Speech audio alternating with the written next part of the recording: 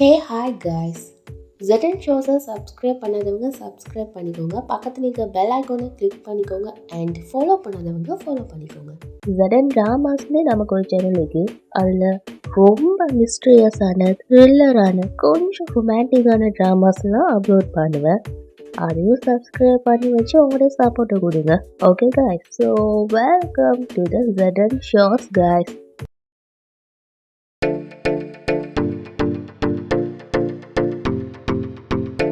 Mister Chhoto, please சித்தியை மன்னிச்சிடுங்க.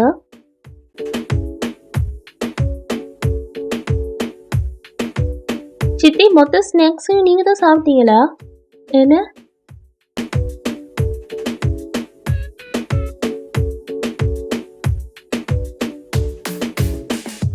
இல்லை மிஸ்டர் குட்டி, இந்த ஸ்நாக்ஸை பற்றி ப்ராமிஸாக எனக்கு எதுவுமே தெரியாது. நான் எதையும் எடுக்கவே இல்லை. நீங்கள் டேபிள் முழுக்க எல்லா டிஷ்ஷையும் சாப்பிட்டு நானே பார்த்துக்கேனே. என்ன குட்டி? டோன்ட் வரி மிஸ்டர் குட்டி, நான் எல்லாத்தையும் மறுபடி வர வைக்கிறேன். எல்லாமே வரட்டும்.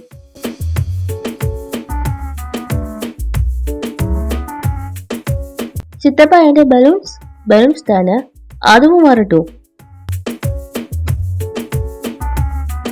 ரோஷினி, இங்கே இருக்கிறவங்களுக்கு நல்லா தெரியும் நீங்கள் எவ்வளோ கம்மியாக பேசுவீங்க, எவ்வளோ கம்மியாக சாப்பிடுவீங்கன்னு. எவ்வளோ பசிக்குன்னு நீங்கள் என்கிட்ட சொல்லவே இல்லையே. ஐயோ, நான் எந்த ஸ்நாக்ஸும் எடுத்து சாப்பிடவே இல்லை, எனக்கு தெரியவே தெரியாது. ஓ, அதோட நான் உங்ககிட்ட கொஞ்சம் தனியாக பேசணும். ரொம்ப நேரமாக கூப்பிட்டுக்கிட்டே இருக்க. பாட்டி, குட்டிக்கு கேக் செய்யணும்ல? வாங்க வாங்க வாங்க.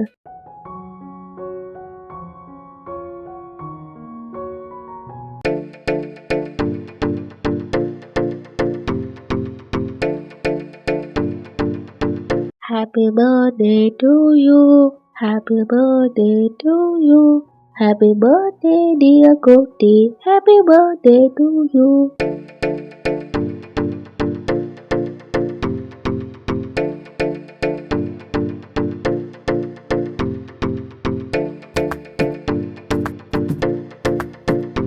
பின்னாடி போங்க. எல்லாரும் அப்படி நில்லுங்க, யாரும் இடத்த விட்டு அசையாங்க.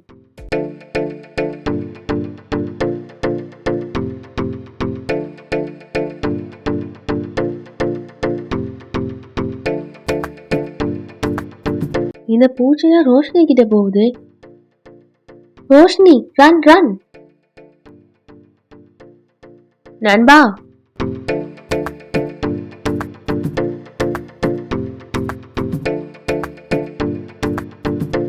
இதுல இந்த அவளை காப்பாத்து.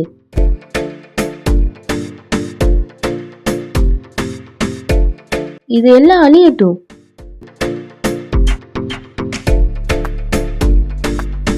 ரோஷினி, உனக்கு ஒன்றும் ஆகலை தானே? ஓ ப்ளீஸ், ரொம்பலாம் கவலைப்பட வேண்டிய அவசியம் இல்லை. இதெல்லாம் எப்படி நடந்துக்கும்னு உங்களுக்கே நல்லா தெரியும். ரோஷினி, யாராவது இத்தியமா பேசுவாங்க? நான் உங்கள் கிராண்ட் சன் கூட தான் பேசிட்டீங்க. ஏன் உங்களுக்கும் தெரியலையா? இப்போ நீ என்ன சொல்ல வர? மொத்தத்தையும் நீங்கள் தான் செஞ்சீங்கன்னு சொல்கிற. இங்கே நடந்த எல்லாத்துக்கும் காரணம் நீங்கள் தானே சொல்கிற. நீங்கள் என்ன ப்ரொடெக்ட் பண்ணுறதை நான் ஃபீல் பண்ணணுங்கிறதுக்காக தான். நீங்க எனக்கு தேவை, உங்க தோணை எனக்கு தேவைன்னு ஃபீல் பண்ண வைக்கதான். ரோஷினி, என்ன இப்படி பேசிட்டீங்க? எனக்கு எல்லாமே தெரியும். மார்னிங்லேருந்து எதுக்காக என்ன அவாய்ட் பண்றீங்கன்னு எனக்கு நல்லா தெரியும். ஏன்னா நான் உங்ககிட்ட என்ன சொல்ல போறேன்னு உங்களுக்கே நல்லா தெரியும். ரோஷினி ப்ளீஸ், நான் உங்ககிட்ட முன்னாடியே சொன்னேன், இப்போ மறுபடியும் சொல்றேன். நம்மளோட லவ் ஸ்டோரிக்கு எந்த ஒரு ஹாப்பி என்டிங்கும் இல்லை.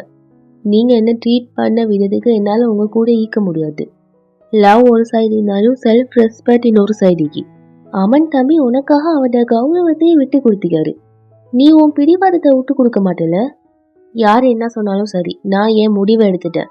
நானும் அமனும் சேர்றது நடக்காத காரியம். நீ என்ன சொல்ற? நீங்க போகணும்னு நினைச்சா தாராளமா போகலாம், நான் தடுக்க மாட்டேன். அமன், நீ என்ன செய்யற? கரெக்டா தான் செய்யறேன் பாட்டி. நீங்க போகலாம். Good bye Roshini. Good bye.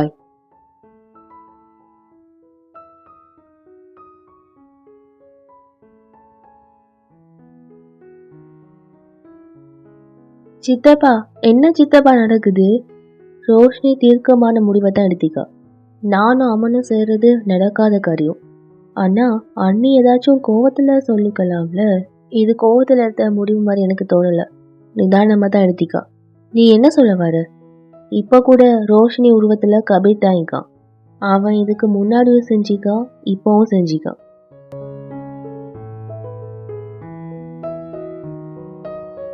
Roshini இந்த மாதிரி அவள் ஃபேமிலி கிட்ட நடந்துக்கவும் மாட்டா அண்ட் இந்த மாதிரி பேசவும் மாட்டா.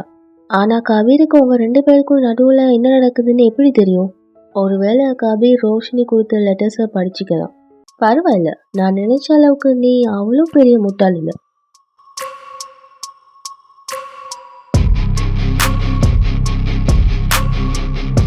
ஏன்னா யார்ட தம்பி?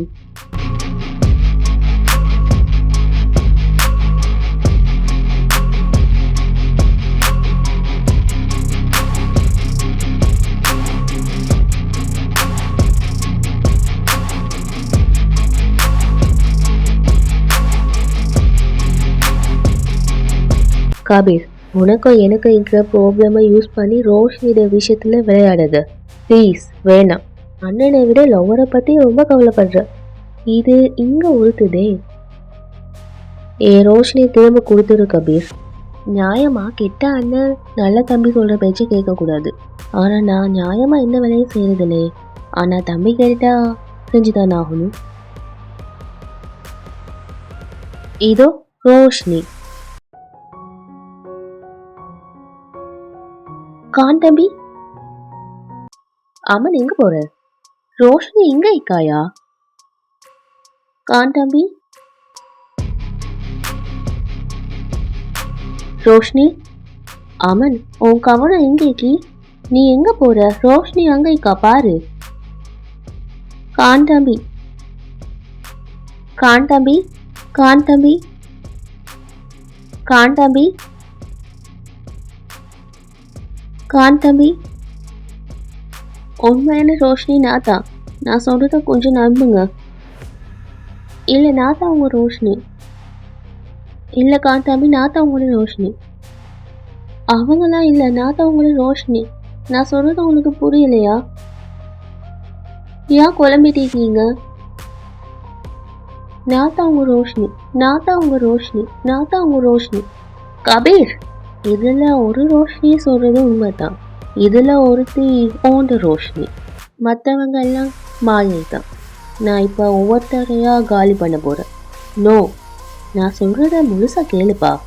நீ வேணா ரோஷினியை காப்பாற்றலாம். நீ வேணா வந்து உன் உண்மையான ரோஷினியை கண்டுபிடி. நான் உன்கிட்ட அவளை ஒப்படைச்சிடுறேன். ஒருவேளை உன்னால அவளை கண்டுபிடிக்க முடியலன்னு வை. காதலிக்க மட்டும் கண்ணிருந்தா போதாது. அவளை கண்டுபிடிக்கிறதுக்கு அந்த கண்ணுக்கு டேலண்டும் இருக்கணும். கபீர்,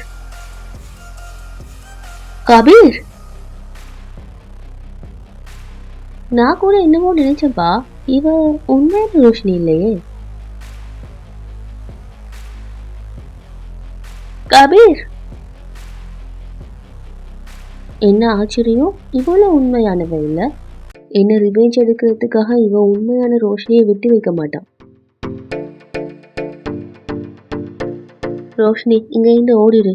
இல்ல முடியாது. இந்த இடத்துல நான் உயிரை விட்டாலும் விடுவேன். ஆனா உங்களை விட்டு நான் போக மாட்டேன். ஏண்ட வழியை எப்படி ரோஷினியால பார்க்க முடியாதோ அதே மாதிரி அவட வழியை என்னால பார்க்க முடியாது.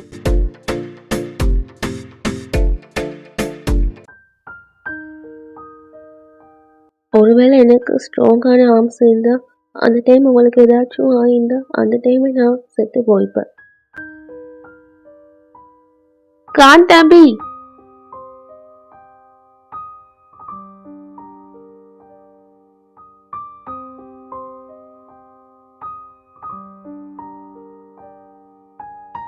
ரோஷினி,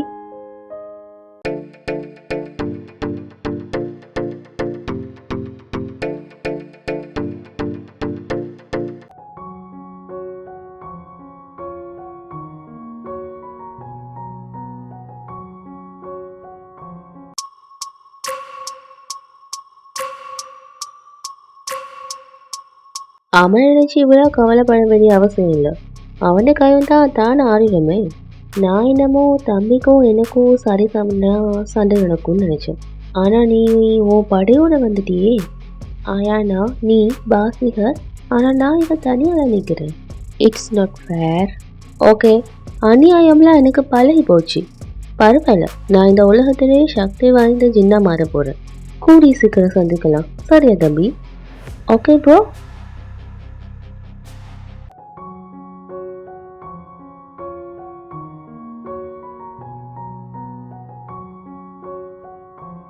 நீங்க உண்மையிலேயே ரொம்ப முரட்டுத்தனமான ஆளு.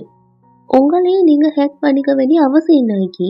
ஏண்ட காயம் ஒரே செகண்ட்ல குணமாகிரும் ரோஷினி. நான் அப்படி செய்யலைன்னா கபீர் உங்களை கொண்டிப்பான். என் உயிர் போனா என்ன, நான் சாக கூட ரெடி ஆயிக்க. ஆனா ஒரு செகண்ட் கூட நீங்க வலியோட இருக்கிறத என்னால பார்க்க முடியாது. ஓ, அப்புறம் ஒரு விஷயம், கபீர் உங்ககிட்ட சொன்னதை நான் சொல்லணும்னு நினைக்கல. அப்ப நீங்க என்ன சொல்ல நினைச்சீங்க? அது என்னால உங்களை விட்டுட்டு எங்கேயும் போக முடியாது. ஐநோ, நான் அலுவலகத்துக்கு நீங்களே நிறைய டைம் ரீசன் ஆகிருக்கீங்க. ரொம்ப தொல்லை பண்ணிக்கீங்க, ரொம்ப இன்சல்ட் பண்ணிக்கீங்க. ஆனால் நான் சிரிக்கிறதுக்கும் நீங்கள் ரீசன் ஆகிருக்கீங்க. ஒருவேளை நீங்கள் தப்பு பண்ணீங்கன்னா அந்த தப்பை திருத்திக்க கூட ட்ரை பண்ணிக்கீங்க. உங்களோட தவறுக்கு நீங்கள் மன்னிப்பும் கேட்டீங்க, அப்புறம் அதை திருத்திக்க ட்ரை பண்ணியும் இருக்கீங்க. நான் ஒன்றும் டார்மட் டைப் ஒன்றுலாம் இல்லை. ஒரே மனுஷனை நினச்சி அழுதுகிட்டே இருக்கிறதுக்கு. நான் இங்கே ஈக்கன்னா அதுக்கு உங்களோட மாற்றம் மட்டும்தான் காரணம். மனசுக்கும் இருக்கிற கனெக்ஷனை ஃபீல் பண்ணுறதை பார்த்திக்க. நான் உங்களை என்றைக்கும் விட்டுட்டு போக மாட்டேன் கான் தம்பி.